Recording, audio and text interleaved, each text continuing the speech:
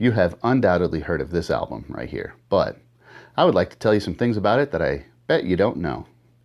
You might appreciate it in a new way. You might listen to it with new ears. Welcome to Wanker Free TV. I'm your host, Philip Brown. We're not hating on wankers here. In fact, a lot of people would say this guy's a wanker. Just not good enough to be one. That's all. Back in the day, in the 20s through the 40s or so, blues was a race record. There was music for whites, there was music for coloreds, and blues and country. That's it. It wasn't until sometime around the 60s when it really took off, blues became mainstream for everybody, and that was, well, a lot of those British rockers. Now, I know Hendrix was a big part of that, but he was discovered. He made his name over there. Anyway, like a lot of things from the 60s, it died. And in the 80s, he brought it back to life. See, in 1982, he and Double Trouble were playing at the Montreux Jazz Festival, and they got booed, but they also got discovered. Jackson Browne heard them and was just blown away. He couldn't believe they didn't have a record cut, so he offered them 3-day use of his studio. Now, the story is that it was a little bit of an insincere offer, but they knew it was too good of a deal to pass up. So they went out there around Thanksgiving of that year, and they had 3 days. So one day they set up all their equipment. Supposedly they only had a handful of Shure 57 microphones, and in 2 days they cut the entire album. No overdubbing, no fancy production, just let's play. 10 songs, 2 days. They got it done, and it's amazing. See, this was Stevie Ray Vaughan saying, "This is who I am. This is the music I love. This is what made me." When it came time for him to take his shot, when he had his chance, he just stood firm on his foundation. This is about the roots of Stevie Ray Vaughan. This is about who he was and his musical influences. See, the first track, Lovestruck, if you listen to it, it's not a Chuck Berry song, but it's very, very Chuck Berry-esque. I think I just made that word up, but regardless of my improper use of the English language, first song, very much Chuck Berry. Now the second song, Pride and Joy, one of my all-time favorites. The tone he gets on that song is just absolutely amazing, and it pays homage to his roots of Texas swing. Now apparently he wrote that song for a girlfriend in the late 70s, and how it received, well, influenced one of the later tracks on the same album. So on the third track, title track, Texas Flood, what he does is he pays homage to one of his biggest influences, a man who he later played with shortly before, well, the guy died. Here, hold on, I'll show you. That's right, Albert King. Albert King is absolutely amazing.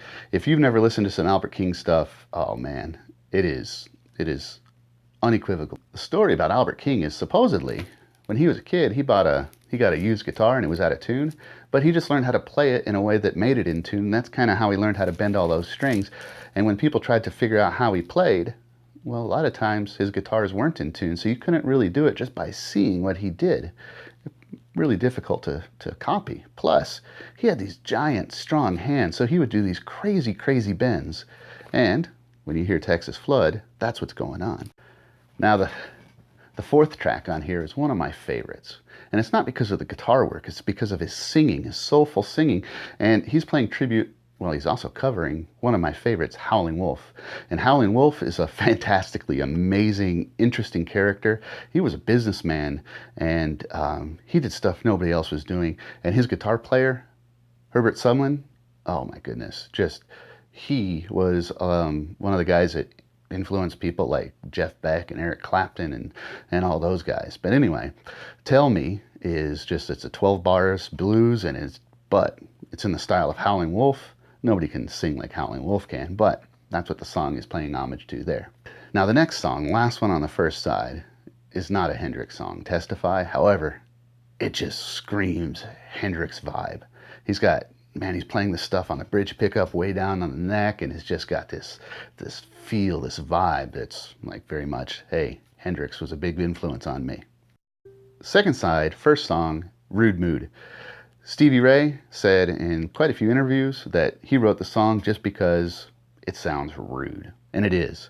And good luck getting that tone on some super slinkies. He was famous for playing super heavy strings, and you can really tell on that song. Those notes, you can just, Oh, I can perceive the tension in those heavy 13 gauge strings, and they sound amazing. Also, if you haven't heard him play that song on a 12 string, he did it live on MTV. Just, man, from a technical aspect, being able to play that song, oh my goodness, it's incredible. I'll put a link in the description below. Now, the second song on the second side, Mary Had a Little Lamb, is a cover of one of the all-time greats. That's right, Friendly Chap. Oh, I mean, Buddy Guy. The story about Buddy Guy is he was under contract and he wanted to play. With one of his buddies, Junior Wells, but he couldn't do it, so he had to change his name to Friendly Chap. Anyway, a whole bunch of weird stuff and big influences came from that collaboration. But anyway, that song, Mary Had a Little Lamb, is, hey, here you go, Buddy Guy.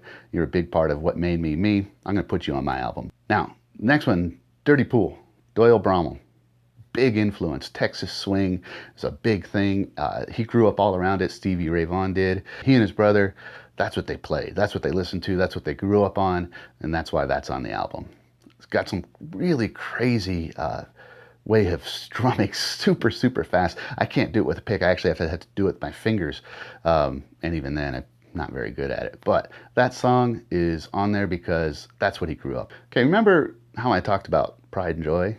How it influenced another song? It sounds very similar to I'm Crying, and good reason. When he made Pride and Joy, he made it for a girlfriend who rejected him or the song or something. I don't know. I wasn't there. I mean, you can read all kinds of stories on the internet, but who knows what really happened. But anyway, supposedly that influenced him to rewrite the song I'm Crying, but he loved the tune so much that he kept them both and threw them both on the album. And well, I don't blame him. The last song on the album, Lenny, was, as you might know, is written for his wife.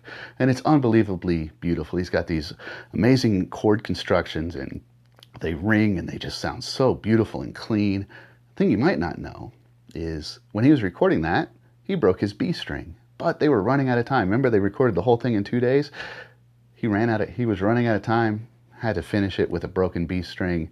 I don't know how he pulled it off, but I don't know how he did most of the stuff he did anyway. So Texas Flood. Maybe you already knew all that stuff. Maybe not. I hope I gave you some weight to the value of this album. Maybe you can hear it again with some new ears, and maybe you'll fall in love all over. Anyway, I'd like to thank you for spending some time with me today, talking about one of my biggest influences.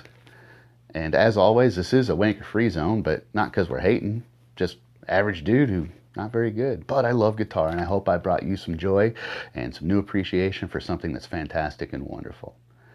If you liked the video, you could please click like and subscribe, and until next week, thank you for watching. See, back in the 80s, I was just picking up guitar, and I was fascinated with heavy metal. I mean, I loved hard rock, heavy metal stuff. Testament, I was just fascinated with Alex Skolnick. He is still an amazing guitar player. And then one night I was up watching Johnny Carson, and he played there. And I remember seeing his funny hat and his weird-looking guitar strap, and he had a Stratocaster. I mean, come on. That's not going to cut it. I mean, Metallica used, what, ESP or LTD guitars? I can't remember, but, I mean, come on. Active pickups, and this thing was just old and beat.